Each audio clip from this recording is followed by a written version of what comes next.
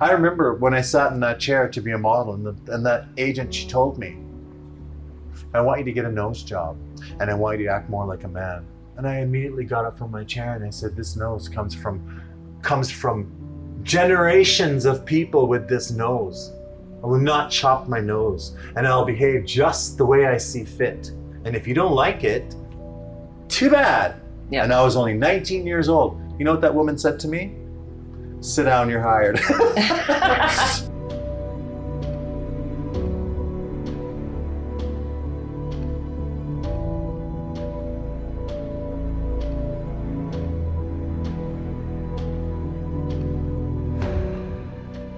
As we create this podcast, we acknowledge that we are gathering on Treaty 6 lands, the traditional territory of the Plains, Wood Cree, Assiniboine, and Métis peoples.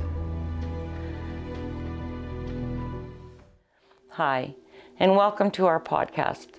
My name is Shelly Ann, and I'm a proud member of the Métis Nation of Alberta.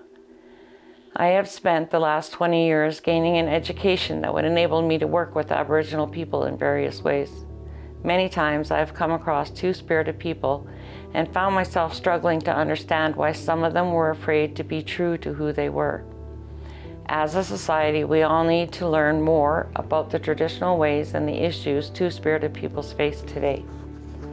I'd like to mention that I tried to research how many First Nations people self-identify as being two-spirited, but was unable to find such information. The two-spirited title was created by Elder Myra Laramie in 1990. It simply means a person who is born with both female and male spirit. Two spirits were able to fit into all the roles within their community as they were needed. They fought in wars alongside the warriors.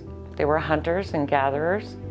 But they also had the ability to work alongside the women as they were nurturers, caring for the injured, caring for children and elders, cooking food, and making clothing. They were unique in their abilities and were highly respected within the community and culture. Two-spirited people were considered to be gifted and were honored and highly respected within their communities. They were often healers, keepers of medicine and stories, and they often provided guidance to other members of their community. The introduction of Europeans, followed by colonization, became detrimental to the Aboriginal people, to their way of life, to their traditional teachings, to their language, and even their freedoms to roam the land. This was even more devastating to the two-spirited. There was a complete shift in how they were looked upon and in the way they were treated. Suddenly, being a two-spirited person was taboo. It was dirty and despicable. Two-spirited peoples were frowned upon, shamed, and pushed down into a world of secrecy. They were no longer seen as valuable members of society, but looked upon as being perverted and as an embarrassment to others. No longer did leaders ask for guidance. No longer was it acceptable for two-spirited people to marry one another, and they were forced into creating a way of life that hid who they really were, forcing them to feel ashamed of their uniqueness. Sadly, many two-spirited people have turned to alcohol, drugs, and even suicide as a way of dealing with their inability to be who they are and to be accepted by others. I was honored to be invited to attend the Pride Parade held on June 23, 2021 on the Onion Lake Cree Nation. I have to admit that I was amazed by the number of people in the parade and how many members of the community stood and cheered along the roadside. There was so much support for the two-spirited people that the organizers even had to say they didn't expect such an incredible turnout. My friend Conrad Jones is a 59-year-old two-spirited man of mixed heritage. He is proud to be who he is, and he refuses to be shamed or mistreated based on other people's ignorance and lack of education.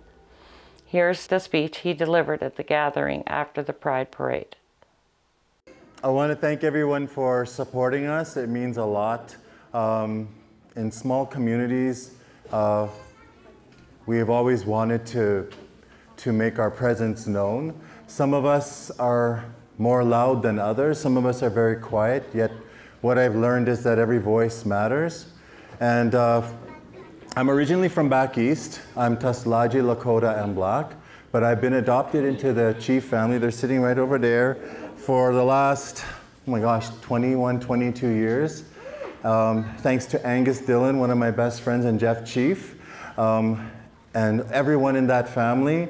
I've been able to come to this territory, Treaty 6 territory, which is not my territory originally, to be able to get to know the people, join in ceremony, and be proud.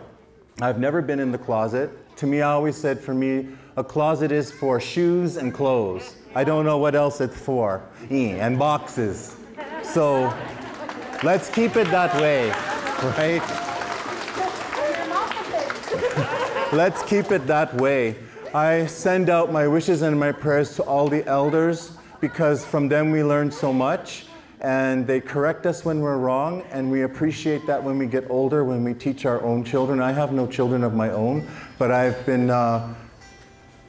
gifted the privilege to watch the children grow, and it makes my heart really happy because I feel I'm a part of that.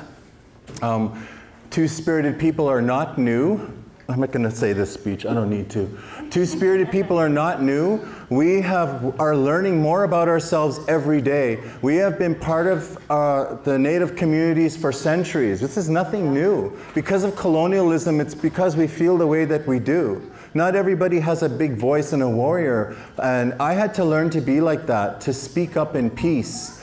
And my prayer is for the little children who are struggling with everything, not just they're being two-spirited or not, but with drugs and alcohol and violence.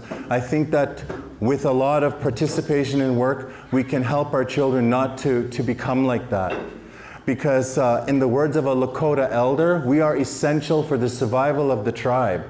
When I heard those words, I felt very empowered. I felt like I could walk the world with my head up high, because the world still has a long way to go to learn about our people. We are proud people, we are beautiful. They want our ceremonies, they want to know everything about us. But do they really know who we really are? Here is where it starts. Here is where we are who we are. And so I ask that everyone be kind to one another, even myself. Say good things about people if you can. Because in the end, that's what Creator looks at. So with those words, I'll finish, but my prayer is to all of those ones who are struggling. We are strong, we are proud, and if you ever need to talk about it, or if you never to sit around and talk about it, and you need help, you can come to any one of us. Me, I'm very vocal, as everyone knows, but that's okay. Some people are not, but you're welcome to come and talk to us to learn about our voyage. And it hasn't been a good one either. We've had our ups and downs. We've been persecuted. We've had to hold our head down low, but still we rise, we fight, because we know who we are. Two-spirited people are learning more about themselves. We're different to gay people. You know why? Because we have our elders, we have our families. We are spiritually and culturally obligated to the people. It's not just about what you see on TV. That's one part of it. I'm not judging, but that's not who I am. We're all unique. We're respectable. Not all of us do those things. We're all different. And we demand respect, but the respect and love comes from here. We have to love ourselves first. Always love yourself first. Because if you don't, the love that you get from others won't mean much, because you don't know what it means. In that word in Cree, sagitoin, right? Kisagitin. Hi, hi.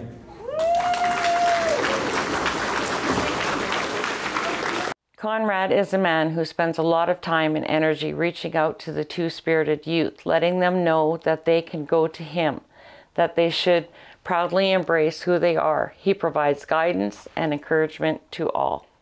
Hi, and welcome to our podcast on the traditional teachings of the two-spirited peoples. This episode is provided to you by TELUS STORYHIVE. My name is Shelly Ann, and this is my friend Conrad. Hi, Shelly. How are you? I'm good. How are you? Thanks for coming. Thanks for inviting me. My name is Conrad, and I'm a mixed heritage. My people come from the south, and they come from the east coast. I'm Black and Native. I'm adopted Cree in Saskatchewan, and we're going to be talking about two-spirited people. And for the last 25 years of my life, I've been walking this voyage of being two-spirited, and I can only talk about my experiences as being two-spirited. I do not speak for anyone else about their experiences, but I do speak from a more cultural, spiritual point as far as going into ceremonies and learning more about myself through talking to the elders and putting myself out there as a very vocal person and learning as much as I can. For many people like myself, can you tell me what is the difference between a two-spirited person and a gay person?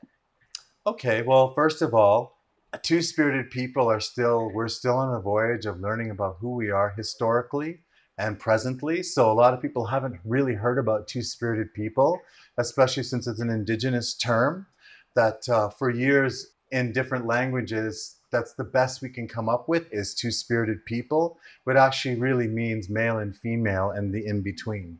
So two-spirited people is something that is indigenous to Turtle Island, which is North America and South America. It's nothing new. We've been around for centuries, and since mainstream gay society and European values have come to this land, it kind of was hidden and the teachings were lost. So we're just picking up teachings as we go along. And for me, the teachings have come to me from certain elders, traveling through all corners of North America, speaking with people about what a two-spirited person is and what the languages was for it.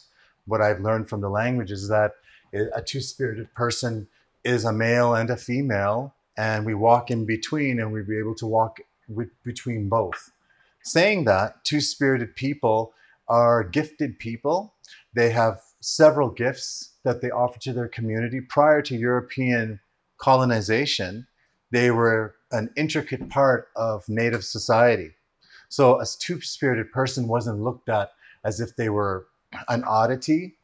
They weren't looked at as if they were an outcast. We didn't look at it through the Christianized lenses that's been forced upon the people.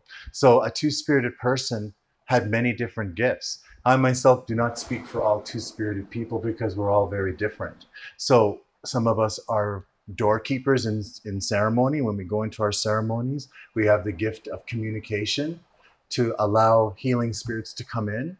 Some of us pick medicines with the elders. Some of us are married to men. Some are married to women. Some fight with the men or hunt to gather food for the community. Some stay at home and gather with the women and do the crafts and do the hard work that women did. So the way you look at it is to wrap your brain around the utilization of people.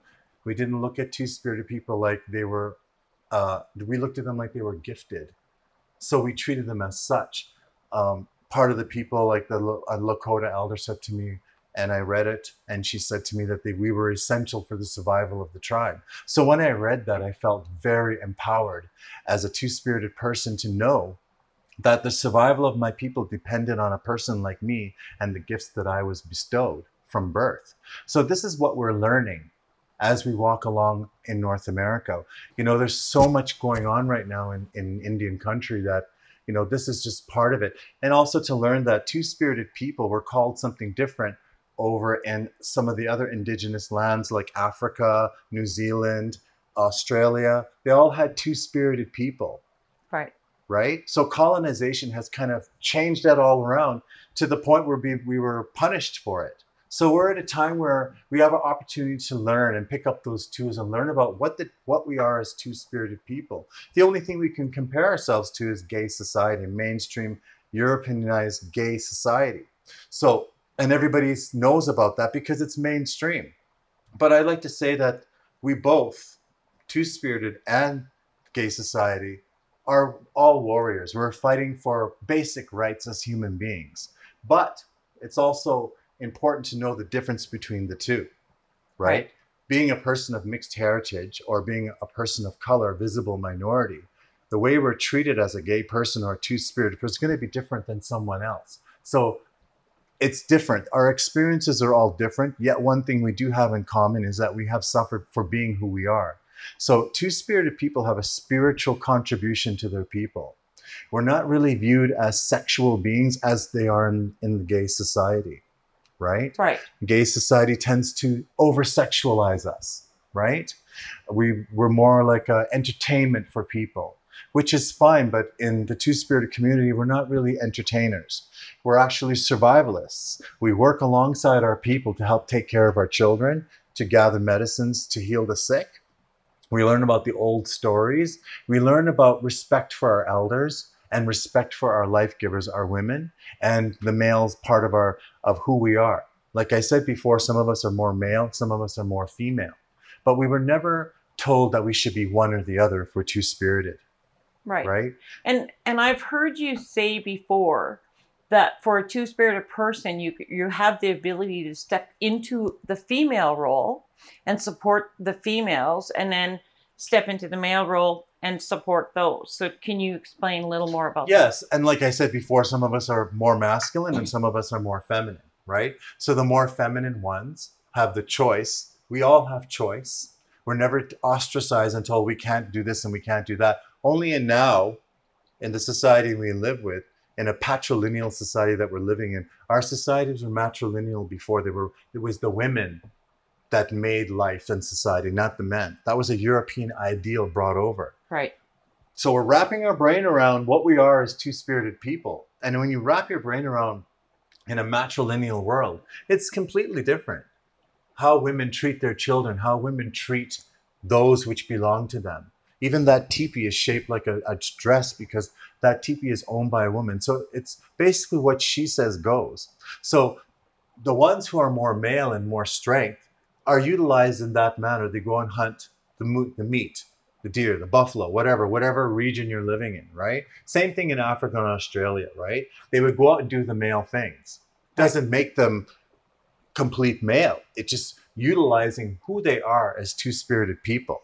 Then the more feminine ones would have the attributes of more of a woman. Hardworking, nurturing, helping to take care of the children. Maybe they have strength to them, so they're able to carry water. Because if you remember, we're living in a world prior to electricity and the modern things that we have today. So Right. people worked hard. They had to gather wood. They had to hunt and prepare the meat for the winter coming. So there was a very busy lifestyle. It wasn't around, sitting around and, we had to know where we were at because our survival depended on it. So some of those men would sit with the women, like myself. I look like a male. I have the strength of a man, but I also have the feminine traits. Right. That I can relate to women and listen to them. I have that compassion in me. I have that vocal capability of being able to speak and listen and sit with the women, right? Even if it's in ceremony, and understand what they're going through. But I, for one, as a two-spirit person, will never know what it's like to have a child.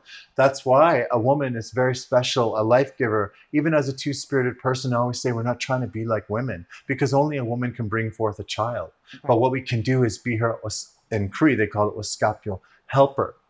So we help women in the things that they need where other men wouldn't be able to do that. So we're utilized in all aspects.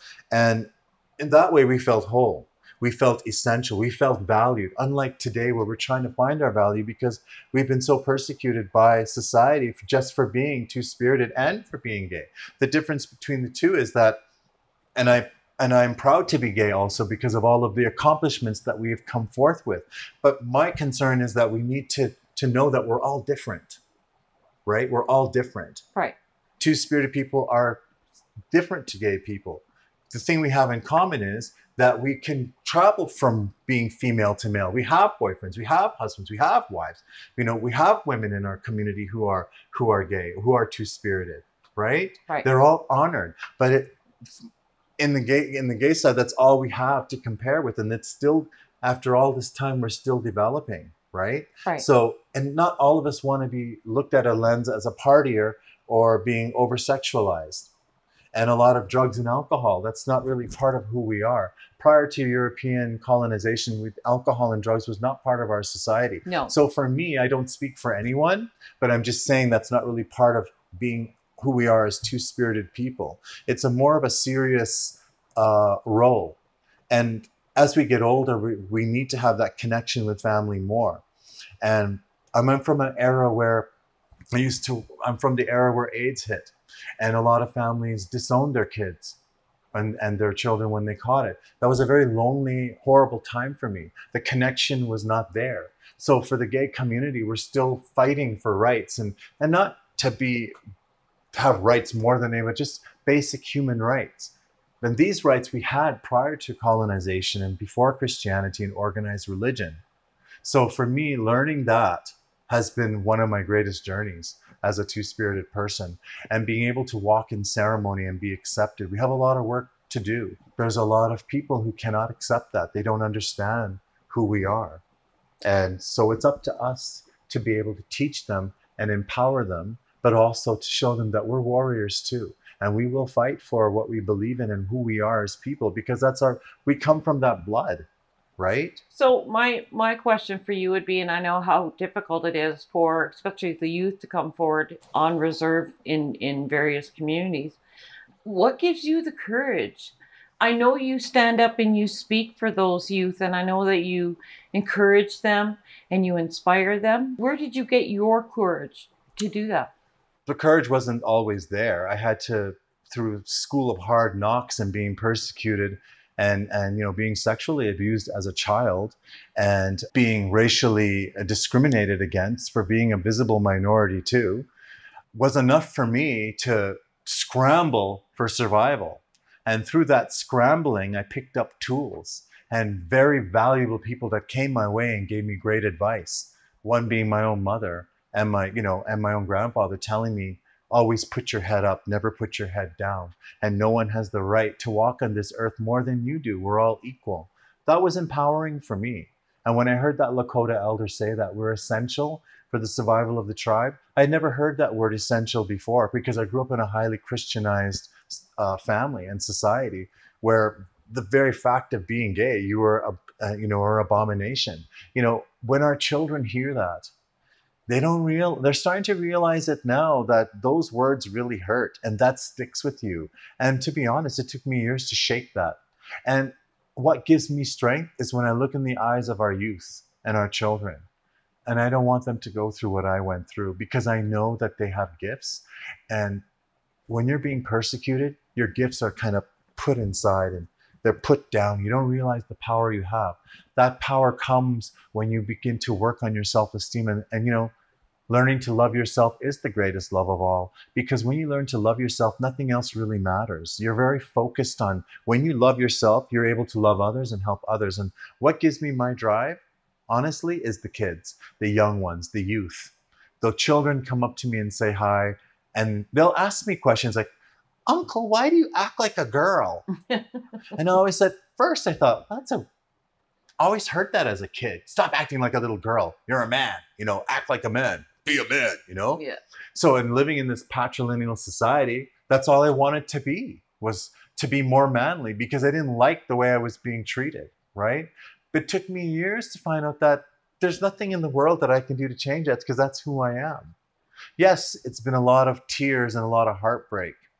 Yes, but like I said, for me, just me, the closet wasn't a place I was ever in, because everyone knew who I was, even before I knew it, right? Closet to me was just for shoes and clothes. The ones who can go in the closet and hide who they really are, my heart goes out to them, because they're suffering in a way too, because they're not really living their true life.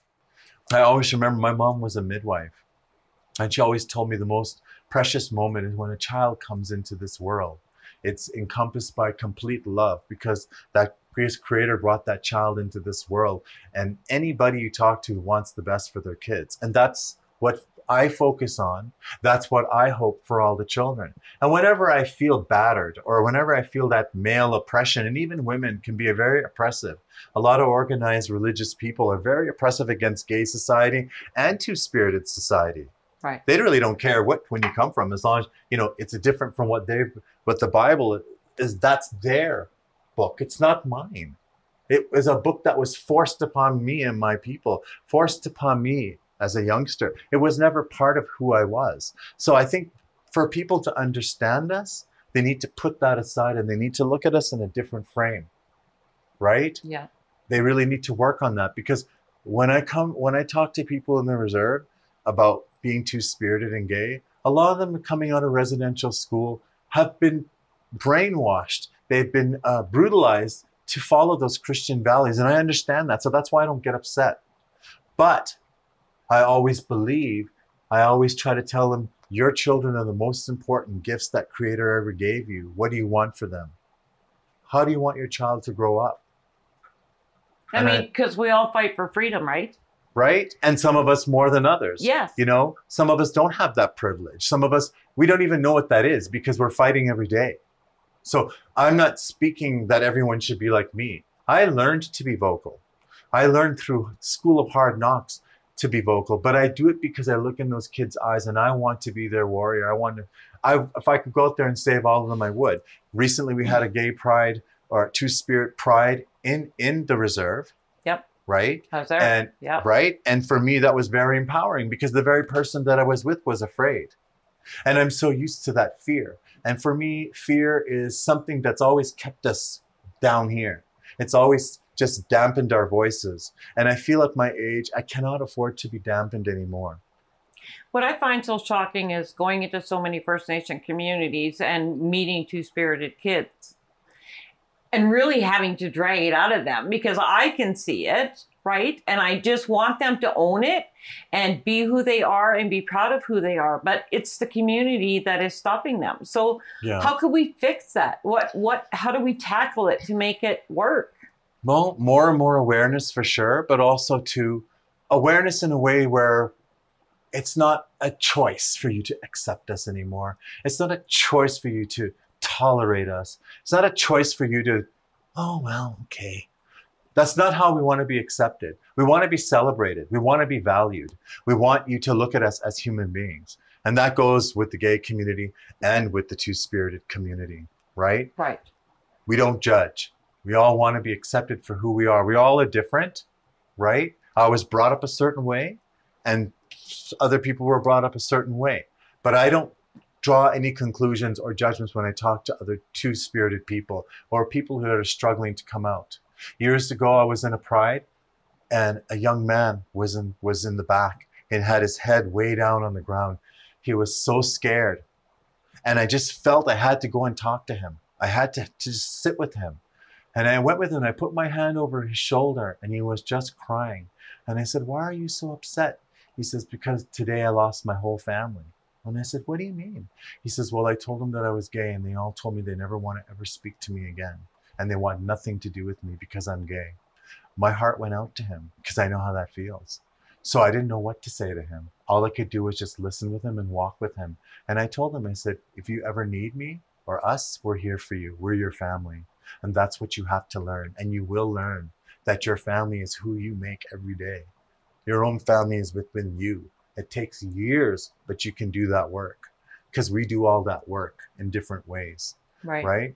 For me, what keeps me focused is I never want to see another kid take his life because he's scared to come out. He's scared to tell his family that he's gay. Because in my mind, I'm thinking with all my cultural teachings that life is the most sacred thing that Creator ever gave us. For us to take our life is the worst thing that could ever happen. There's nothing worse than our life expiring. In our belief system, to believe we go somewhere else. But Creator put us here for a reason. And I feel like when someone does that to themselves, their purpose has been extinguished. We will never know what power they had. So for me, that's part of the reason why I'm doing this, to stop the suffering, to stop the hatred and the bigotry from a lot of people who can't accept it, and also the suicide that happens amongst people who are struggling with their sexuality and their identity. Yes, the LGBTQ community has come a long way. We have a long way to go. And I'm proud of that. I really am. But I also want to get the ones who are sitting on the sidelines scared still. Right. You know? So where do we start? Do we start with the elders? Do we start with the youth themselves? Do we start with community leaders? Well, to for try me, to make that shift in? Yes, as a matter of fact. Just sitting with one person, it's good. But they have to go home to somebody. They go home to their families. Right. Right? When I was going through my counseling, I still had to go home and face the music. I wish that my whole family was present for that. So for me, when I do circles, my talking stick circles, I try to include all family members. They're all invited. Men, women, grandfathers, grandmothers, kokam mosham in the Cree language, you know. Yeah. And in my other languages too. I just think that language is really important when we're talking about this as being specific Indigenous people. But for me, the whole family should be invited in on these circles. All. Because that's who we're going home to. These are the ones that these kids are going home to. And this is where their love first starts, is with their parents. I invite men, fathers, who obviously are not understanding what it is to be gay, never mind two-spirited. Right. But I find when I give them the two-spirited teachings, it's empowering for them. They understand that because it's part of our culture. It's part of who we are. Even in ancient Africa, we had societies, but that it all was dispersed through this patriarchal world that we're living in. We're now living in a patriarchal world. We need to shake it up. Yeah. And even our women are becoming patrilineal in their attitude. Yes. Right? Yes. Because of what men have done, what male society has done. And I'm not trying to bring it down, but I'm just saying realistically, that's the society that we live in. I'll give you an example. When two men see women going out together, dressing like men, it's way more accepted than when they see a trans person or a male dressing up as a woman.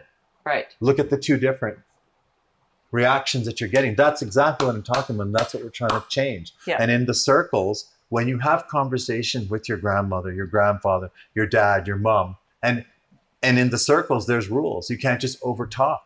When you're holding that stick, you give that person the right to speak and express themselves in a safe environment, using whatever medicines we have. Because we will try to follow the ways of the old people, the ancient ones, because it worked.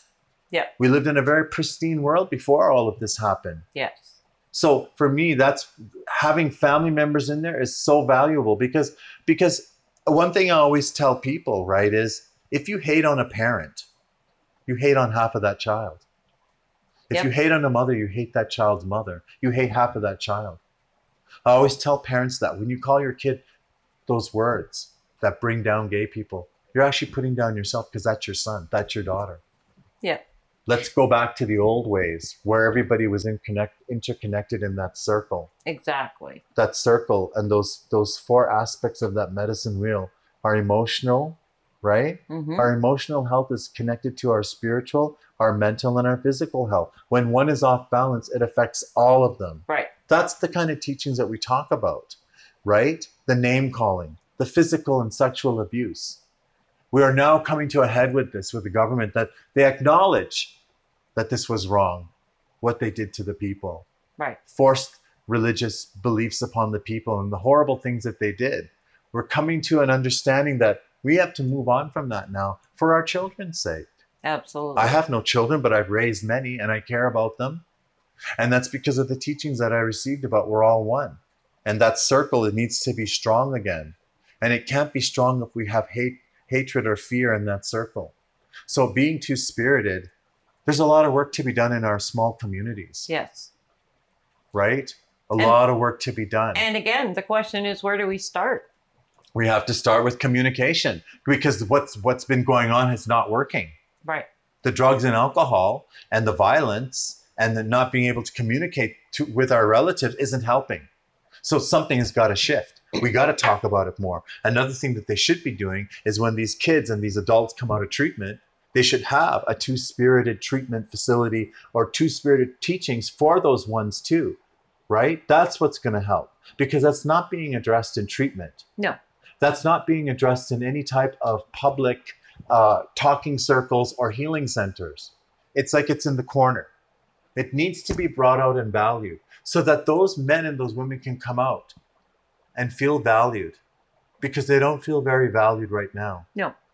And that's why when they go to the gay community, they feel accepted. However, they feel as young Native or Black people, they don't feel completely accepted because they're a visible minority. How empowering is it for an Indigenous First Nations person to learn about their past, who they were as two-spirited people, as opposed to not knowing anything at all? And my concern would be when you look at the difference between a two-spirited person and a gay person, when you put them together, there's got to be like an ingrained difference between the two. There's an ingrained difference and there's an ingrained similarity. Right. That's the magical part of it. You start realizing when you share your teachings, even with your own, how it brings people together. They start to understand and aware and understand, oh, you're two-spirited, that is different, but we're all Yes, that English word gay. In the Lakota term, it's wintecha, right? Okay. Which means that of a man and a woman, walking in a woman with the woman. There's many different indigenous terms for it, right? Which are very empowering, right? The English terms that have brought us down is faggot, Right. queer. I mean, that word queer to me is empowering because that's one of the terms we use, but for some of us it isn't. And that's okay. I'm not trying to judge, but for me, I just felt that wasn't really who I was. Being gay, yes. Even the word homosexual, I didn't like. It Right. almost like it classified us. And I didn't appreciate that classification because we are powerful people. And our indigenous brothers and sisters have so much power. We were so valued, you know? And I think when we share that with the gay community, they understand that because they themselves have different gifts and power too. Together, we're powerful people. So instead of creating differences, what this whole world has done is it's created pockets of differences. We don't want that. We want to be inclusive, yet noted for how unique we are as a people. And together we're powerful, right? I don't want people to look at us and think, oh, gay people. Yeah. Okay, fine, I'm a makeup artist. Yeah, okay, Yeah. whatever. We love color. Yeah. I just happen to love color and fashion. That's my background, is fashion and dressing up and the more finer things in life that some people appreciate. Then there's some who are car mechanics, which is fine. My car needs fixing too. What I'm saying is we all come from different walks of life, but we have to learn how to accept one another for who we are. And I think society has come a long way, right? But we still have a long way to go. And there's still a lot of judgment out there. And there's a lot of hatred. And then unfortunately, there's still a lot of hate crimes. And so, yes, I'm here to talk about it and share my teachings with people. But I'm also here as a warrior to say that we're not necessarily sitting on our butts waiting for you to walk all over us and treat us a certain way either. And the gay community, I'm very proud of the gay community because they've come a long way, a hell of a long way. Yeah. As far as protesting and as far as awareness and as far as focusing on who we are. And one thing I have to say is that we're all different. And for me, that's what I want to do with this, is I want to reach those kids out there to be themselves, be proud of who you are, treat people the way you want to be treated, and don't necessarily feel that you have to follow a conformed way image. Yep. And that's what's happened is we have this image, which is, I don't know if I want to lay fault, but it's just the only image they have of us. And I just was saying, we're all different, right? Yeah. And to learn to love your sons and daughters and relatives who are two-spirited and gay. Love them because they are powerful people. And also the message I want to say is that when you don't acknowledge them and give them power, you're putting yourself down because they come from who you are. It's part of that circle. We're all related, right? So one of the reasons why I want to do this is because I believe in your message. But the other reason is that I have very limited knowledge on the traditional teachings of two-spirited people. But last year, a friend of mine whose brother is gay, and they're non-Aboriginal, she came to me and she's concerned because of the way he was kind of feeling about himself. And so I shared with him a little bit of my knowledge on two-spirited people and the value traditionally that they brought to a community. And he ended up saying that it actually made some serious changes in his own life, the way he looked at himself. So although this is more geared towards the Aboriginal community, I think that your message is one that needs to be heard by all communities. Definitely, because again, it's that circle, humanity, right? We're all human. At the end of it, we're still all human. So it doesn't matter what color you are, what race you are, you can still find the humanity in what I'm saying. And especially for us, because whether you're, whatever country you're from, what color you are, I've talked to many people from all around the world and shared teachings with them, and they can relate to some point because a lot of them know that they have certain teachings that come from their own cultures, and we can share that together. And I think the basic message is the end of oppression, where we want to be accepted and for our uniqueness and who we are. We're not saying that one way is better than the other, but rather we're celebrating our uniqueness, the value of who we are as two-spirited people, or as a gay person coming from Eastern Europe. or a gay person coming from Hawaii or Samoa or Australia or New Zealand. I want to acknowledge all of them because in our teachings, right? Yeah. I remember I watched this movie, and it was a very, very hard movie for me to watch. And I can't remember the name of it. Oh my gosh, isn't that terrible? Not Misery. That was a good one too. Anyway, what was said in the movie really touched me was each one teach one. And I really got something out of what she was saying because we're all here to share our stories with each other and to learn from one another. And that's a very, very Indigenous way of looking at things and dealing with things. And I think even where, you know, my background, our people still have a long way to go, right. You know. And I can tell you that homophobia, okay, I'm going to use that word right now, and homo hatred transcends all racial peoples. Yes. It doesn't matter where you come from. It doesn't matter what religion you are. It doesn't matter what race you are. Sometimes they're in unison with that hatred for us and that fear. I don't really call it a homophobic anymore. It's a hatred that they have.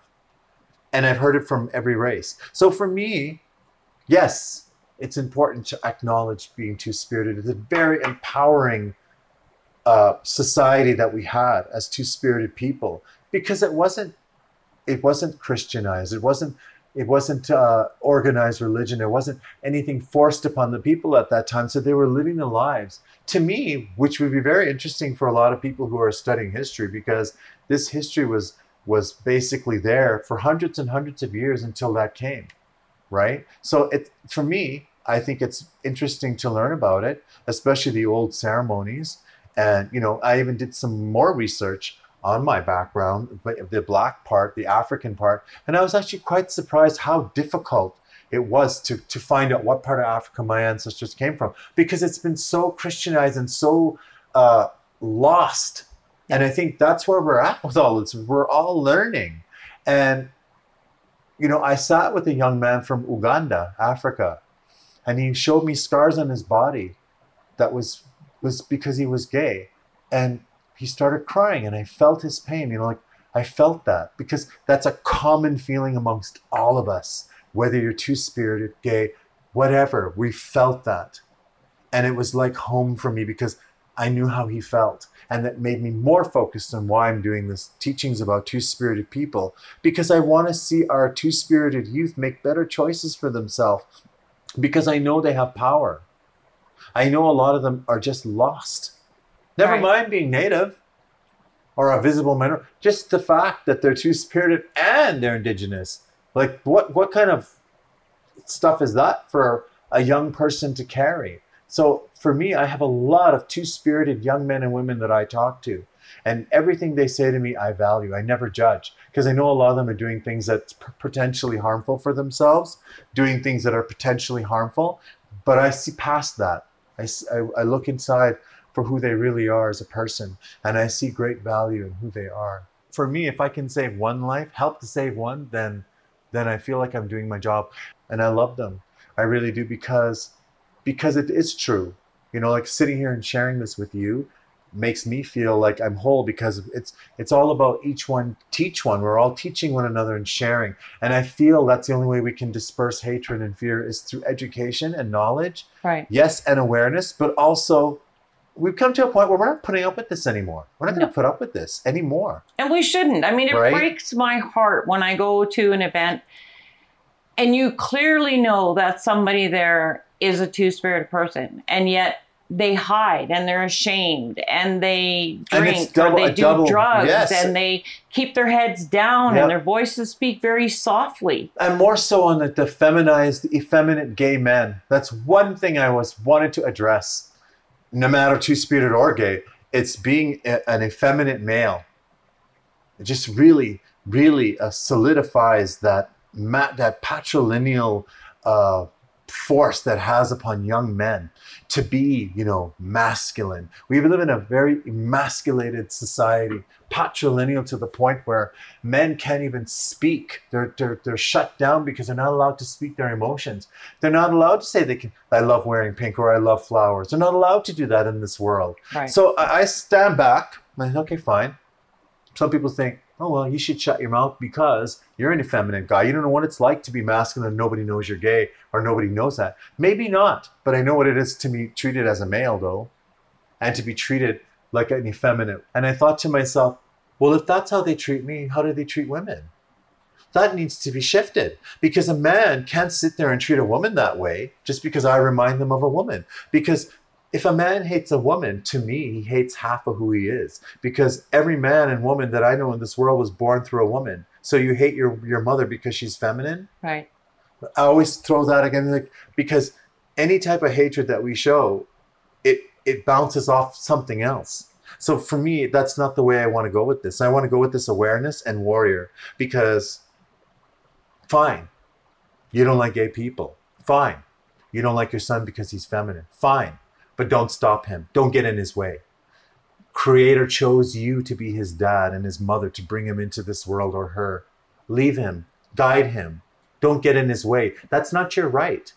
Your right as a parent is to love and guide, not to hinder and to tell them things, to destroy them. Because the way I see it is, if you do that to your son, you're doing that to yourself, because he comes from you. Right. Right? Right. And I told that to my own dad. What you do to me, you do to yourself, because you're my dad. Right. You want me to hate you? I can't, because if I hate anything in this world, then I stop myself from allowing love. So this whole thing, teachings around Two-Spirit, is based on love. It's based on who we were as a people. We were very ceremonial and loved by our people. And as that Lakota elder told me, essential for the survival of the tribe. So that's, for me, is empowerment enough for me to want to change the way people think. But I know I can't do that. But I can only share with them my stories. Because together, we're powerful. But when we're divided, we can't do anything. It's like we're running around like that gerbil in a cage. It's like pointless, you know? No, Maybe exactly. not for that gerbil, because that's all he knows. But Yeah. for us, sometimes it feels like that. So I don't want to be like that, waste too much time catering to fear. And, you know, the masculinity part got me nowhere. It really didn't. Right. I remember when I sat in that chair to be a model, and that agent, she told me, I want you to get a nose job, and I want you to act more like a man. And I immediately got up from my chair and I said, this nose comes from generations of people with this nose. I will not chop my nose, and I'll behave just the way I see fit. And if you don't like it, too bad. Yeah. And I was only 19 years old. You know what that woman said to me? Sit down, you're hired. She said, I love you. Your Yeah. voice is strong. Keep it up. She says, because that's what's wrong with this world. People have lost their voice because of people injuring them. And I thought, wow, I could really relate to this. So I became a super ramp model. And then when I was walking down that ramp, my focus was on young people finding their way to become strong, right? Right. Don't let anybody put you down. Be the best you can be. Because for me, I've watched a lot of suffering and death on all walks, but especially in the Two-Spirited community, when we're still at that stage where we're relearning so much that we cannot afford anyone to feel any type of way negatively about who they are. And I think, like you asked me before, what was my focus? That was one of my main focuses, is the youth. I cannot focus on the adults anymore, or Right. I can't even focus on myself, because my walk is almost, it's half done before, I don't know when I'm leaving this earth. So I feel my job is to empower as much people as possible, right? Right. And every step is a step forward, I Right? think. Yeah. To address all of those issues that happen to us. Because I think the way this world is, we have two ways to go. Keep suffering, keep hurting ourselves, keep hating ourselves, which is the worst thing in the world, or try to move forward, trying to love ourselves, trying to fill ourselves up with information and knowledge, empower ourselves, and support one another. No more lateral violence, no more putting each other down, because we're all in this together, especially us gay ones and us Two-Spirited ones. Exactly. You know, I still walk out my door every morning.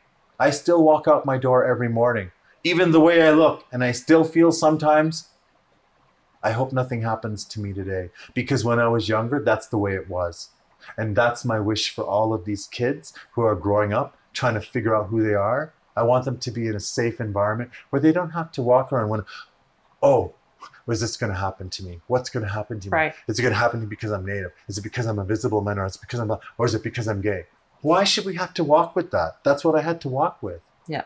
So if I can help a youth be able to come out there and make a positive journey for himself without being a recipient of violence, then my job is done, because that's what's happened to a lot of us.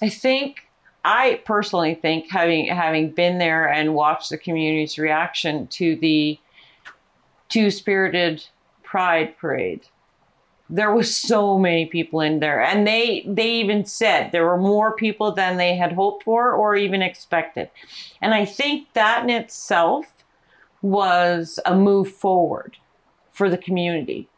I know that there was some threats and things prior to it, but I think it went really well. They put a flag down there on the sandbar and it was taken, but then it was put back and never taken again. So I feel like maybe we're being tested. Maybe. Because sometimes in life people test us to see how strong we really are. And that gathering was, my friend was speechless, and that was his Cree community. And that's my community too. And I was really proud that day. And I didn't feel no energy of violence or negativity. But what you had to say can't be repeated. Yeah. It can't be redone. Yeah. When you dropped your phone and you went for it, it gave me goosebumps. It was incredible. This little boy didn't want to dance with us. Was at the chicken dance. It's a ceremony they perform. He didn't want to stand on the men's side. And it brought up all kinds of feelings in me while we had our eagle fans and we were praying against the tree on the men's side. But I'm Two-Spirited, and we're on the men's side. He went over to the women's side and put a shawl on and started dancing. And I said, that's when you said the children are going to show you something. And because he's at that age, nobody cared. But he was dancing like that. And I almost started crying because that was me. But instead of being allowed to dance, I was hushed off the floor and punished for it. But he wasn't. And then I said, wouldn't it be nice if we could go over there and dance with him? So we still have a lot of work to do. And that's what I found so amazing about it. And that's why I see it as such a huge step forward to possible change in the future, because every face you looked at was beautiful and smiling, and the eyes were sparkling, and they were taking each other's pictures and dressing up and decorating their vehicles. There was so much pride in that day. And the whole community was involved. I was honored just to be a part of it. Because we knew that our Japans and our Kokams and Moshams and our grandparents and our extended family was going to be there. So there was no nudity. Now, I'm not saying anything about that. That's self-expression. But we didn't have anything like that. There was no drugs, no alcohol. It was very respectful. We had children there. It was very respectful. And I feel that message went a long way in our community. And it's also a learning tool for a lot of people out there who don't know about traditional Indigenous communities.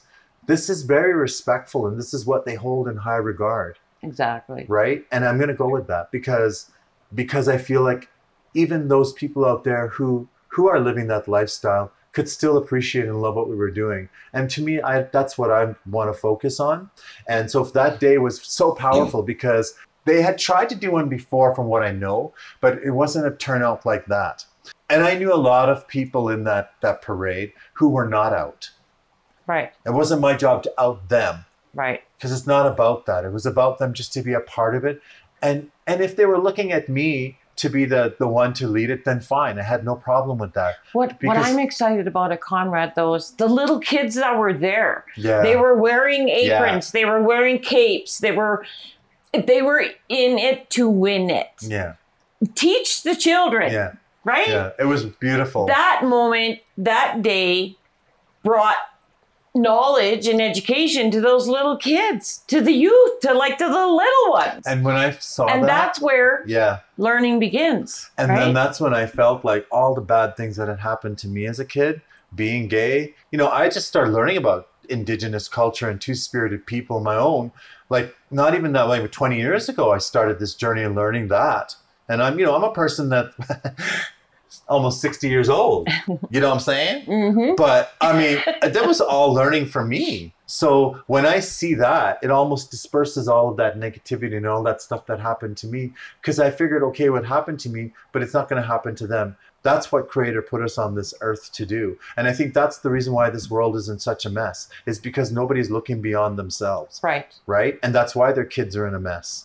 Okay. Exactly. And I know I should shut up because I don't have any kids, but I raise lots. But I'm just saying, like, our kids, they need to know that they're important. Yes. And whatever decisions that they make, they're safe. And that will always be there no matter what. Because right now, our system is so full of people who are hurting, especially the young Native ones.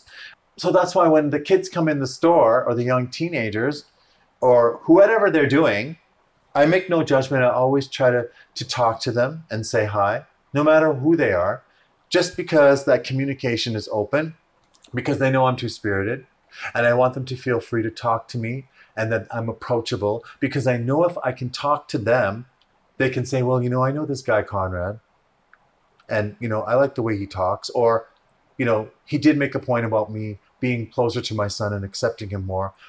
Just those words alone is all I wanted to do. Right. Because the way it was going before was there was separate lives. Their kids are off. The bridge between the elders, the parents, and the kids was so far that there was no communication at all. So that's why I was trying to develop more talking stick circles and a safe space for young kids to come to, where there were no repercussions for them when they went home. Right. They wouldn't have to worry about backlash, yet they would be accepted and understood, and the conversation could keep going. And that was my goal. Right.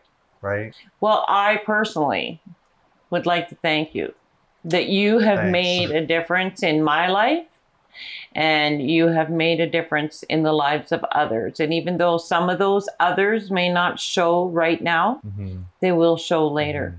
You have a big voice. You're so important, and you're such an incredible role model. Thank you, Shelly. And I love you. Thank you. Love you too. So thanks for doing this episode with me. And there's so much more to learn about two-spirited people. The ceremonies alone are extremely, the elders that taught me to make sure that when you're doing this work, that it's done in a respectful way, the offering of tobacco, and that you're sharing these stories with people that actually are going to learn something from it.